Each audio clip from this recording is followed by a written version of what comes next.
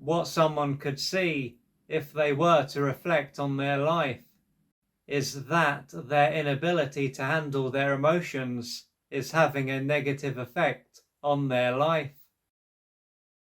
They could also see that this is nothing new, as they have been this way for as long as they can remember. Due to this, they might not need to think too far back to remember when they last lost control and did something that they now regret. During this time, it could be as if something took control of them and there was nothing that they could do about it. Irrespective of what area of their life this relates to, they can see that all areas of their life are being affected by this. So when they are around friends, family and their partner, if they have one, and at work, they can often lose it. Thanks to what they are like, they might have pushed a number of their friends away over the years, alienated family members, had a number of partners cut their ties with them, and lost a number of jobs. When they think about what has happened, they could feel frustrated, angry, and even sad. After this, they could lay into themselves and believe that there must be something inherently wrong with them. Unlike some people, then, they will be missing something, and this will be why they are unable to experience self-control. What could play a part in what they believe is that, over the years, they may have been heavily criticized and labeled as being a certain way. Nonetheless, what they can keep in mind is that they won't have chosen to be this way. When it comes to how they often behave, they could often be filled with anger and end up shouting and throwing things. They could also often experience a fair amount of shame and self-hate and end up doing something destructive towards themselves and perhaps others. Moreover, they could often feel down and low and just about lose the ability to do anything. Along with this, they could see that they are often impulsive, which often causes them to buy things that they don't need and do things that don't serve them. Based on how they are experiencing life, they will have a lot in common with a small boat that is on the ocean. This boat will be thrown all over the place by the waves and tides. What they will desperately want is to be like a large ship that can handle the waves and tides. If they were to end up reaching out for support, they could end up being told that they need to learn how to regulate their emotions. For them to do this, they can be told that they need to learn to breathe into how they feel and to bring their attention to the present moment. Their thinking brain can then gradually end up coming back online and allow them to behave in a way that will serve them.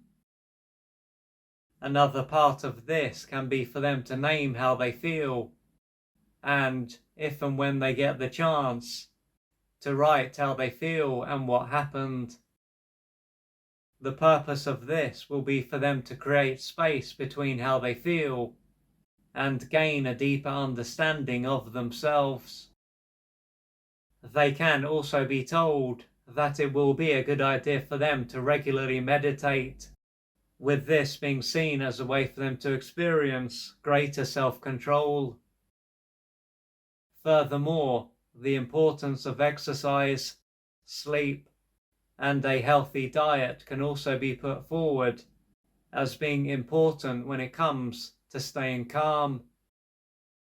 As the days, weeks, and months pass, and they continue to apply what they have learnt, they could find that they are less reactive.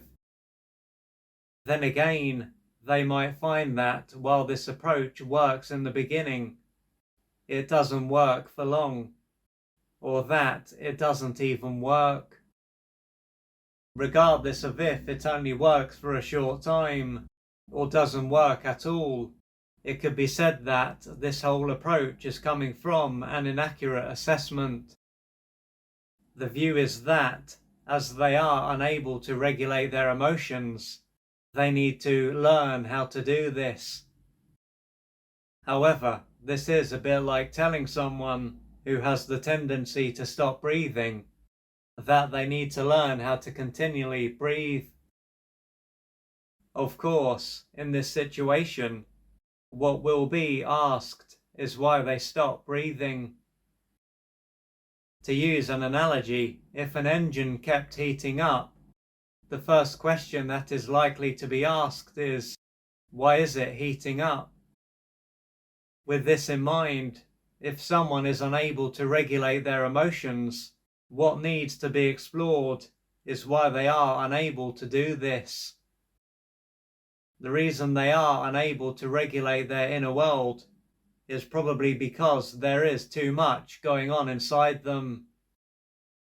And what this is likely to show is that they are loaded up with pain, with this being a sign that they have, at one stage of their life or another, experienced trauma.